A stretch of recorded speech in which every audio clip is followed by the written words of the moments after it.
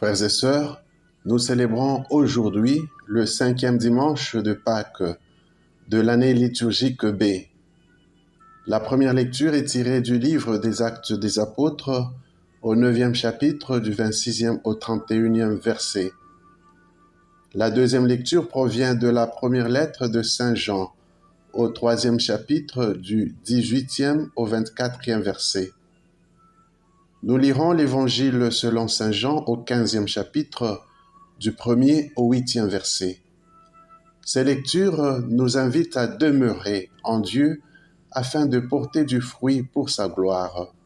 Au fait, le fruit dont il est question dans ces lectures n'est autre que celui dont parle Saint Paul dans sa lettre aux Galates au 5e chapitre du 22e au 23e verset.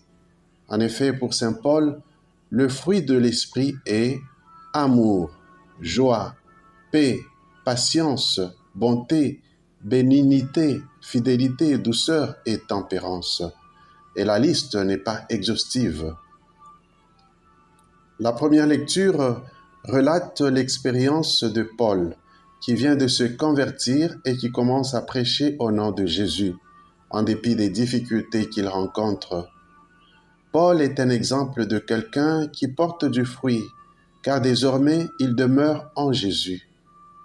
Grâce à cette intimité entre Paul et Jésus, le fruit de l'Esprit était bien visible. En effet, l'Église était en paix dans toute la Judée, la Galilée et la Samarie.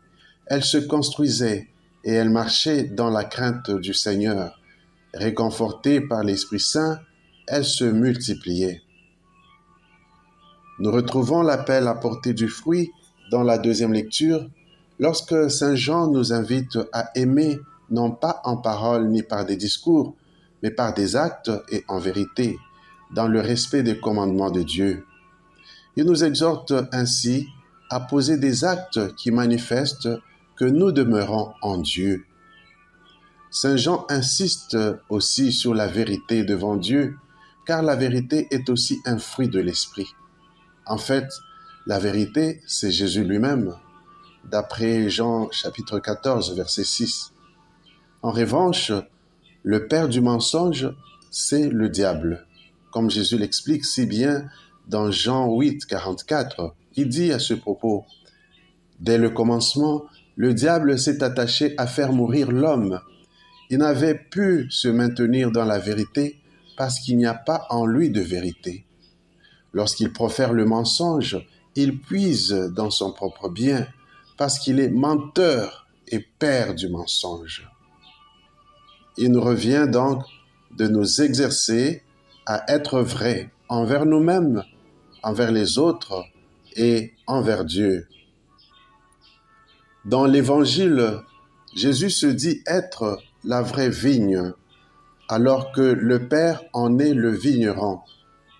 Jésus révélait aux disciples qu'en demeurant en lui, ils porteraient du fruit et que cela glorifierait le Père. Jésus affirme aussi que le Père doit nous émonder comme on fait pour les sarments, afin que nous portions davantage de fruits. Nous pouvons considérer les situations d'épreuve et de souffrance comme des occasions par lesquelles Dieu veut nous purifier et nous rendre capables de porter du fruit. Nous sommes appelés à porter nos épreuves dans la foi, la fidélité, la confiance, l'espérance, la persévérance et la charité, qui sont autant de fruits de l'Esprit. Malheureusement, il y a des personnes qui, en temps d'épreuves et de souffrances, abandonnent leur foi et se livrent à des faux dieux ou à des idoles. Être émondé, c'est aussi nous ouvrir pour accepter les remarques ou observations en guise de correction fraternelle afin d'améliorer notre conduite devant Dieu. Pour Jésus, c'est la parole qui nous purifie si nous l'accueillons et la gardons dans nos cœurs. Elle est vraiment notre référence et nous devons y recourir souvent, en particulier lorsque nous traversons des épreuves ou lorsque nous devons prendre des décisions importantes dans notre vie. La deuxième lecture est l'Évangile contiennent la promesse d'obtenir tout ce que nous demandons si nous demeurons en Jésus. Prions pour que l'Esprit du Christ ressuscité nous aide à porter du fruit en abondance, quelles que soient les circonstances.